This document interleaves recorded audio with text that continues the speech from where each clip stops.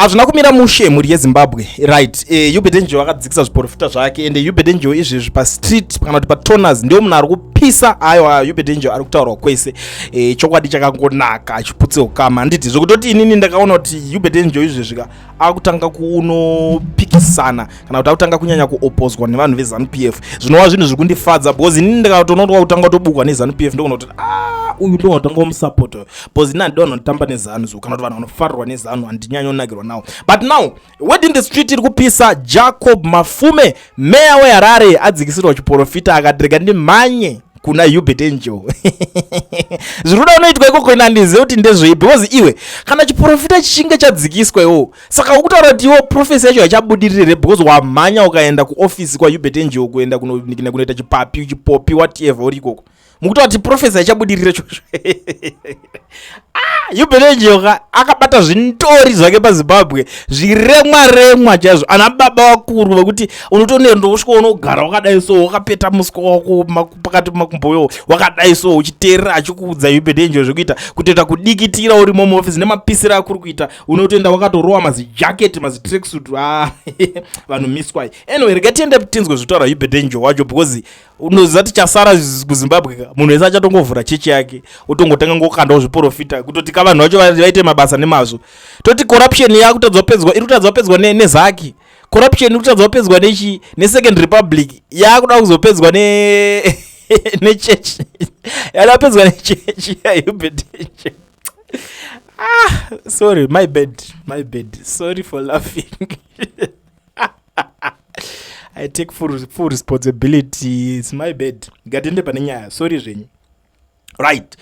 Uebert njo ari kuti earlier today I held a formal meeting with the mayor of Harare at my office. The mayor accorded due respect to my prophetic office and our engagement was marked by mutual respect and constructive dialogue. During the meeting, he provided an overview of the operations of the city council and outlined the various opportunities it offers to ordinary citizens.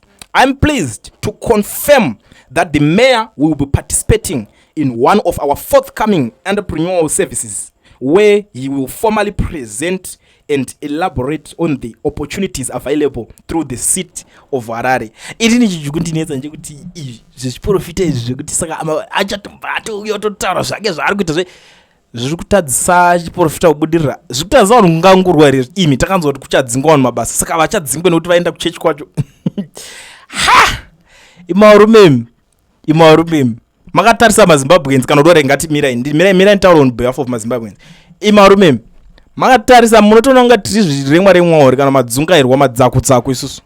Nyatsai kutarisa mushe nyatsai kuticheka mushe nyatsai kutiona zuma nyatsozuma mutoona kunga tiri zviremwa kana kuti vanhu vakadzungaira tinotanga takanyanyopusa stereka handiti kana muri kunoda kungodedzana for business opportunities chingoitai kana waona kuti wakuda kupamburwa because zanu zvoinoita ikashanda newe nopezera ngoti iwe uyu this guy ari kuoffer chiko pa table uona kuti zviso kana hasha dziri kuitwa nana tungwarara vaya nani iwe waona kuti wakuda kunopa because ana Uebert njo pavakapinda vaipisa achisvika kwa status chi's ambassador at large chichi saka vakazongoona kuti ava vana kana chavano offer vari kutotsvagawo mari ndo zvanongoita munangagwa anozongokusiya nguva dzakapera like zvakaitwa kuna Java mukumuziya mukazi akakomana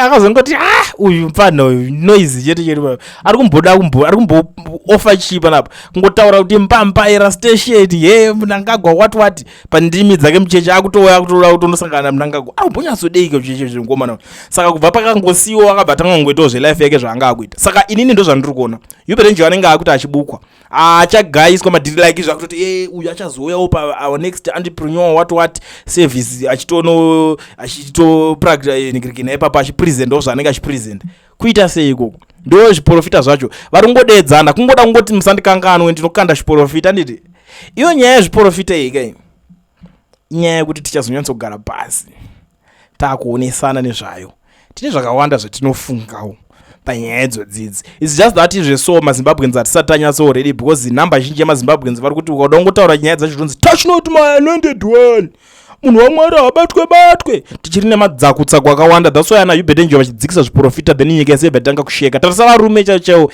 vakaita sana tungwarara vaya zvavari kuita ndo zvinoita varume chaivo ende ndo vanhu vanonzi vegovernment. Government haifanira kuvhunduka chinhu chinonzi prophet.